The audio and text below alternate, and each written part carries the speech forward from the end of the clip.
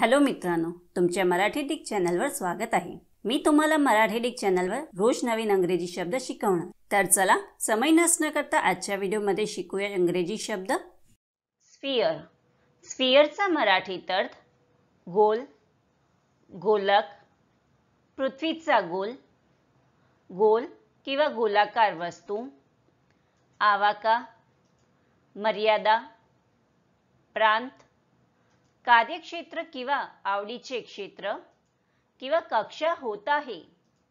स्फियरला आपण वाक्यात प्रयोग करून बघूया।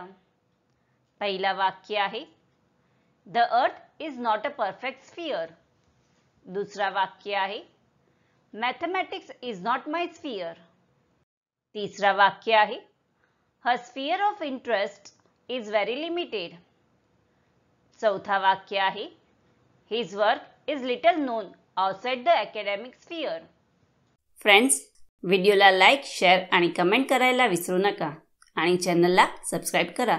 Thank you.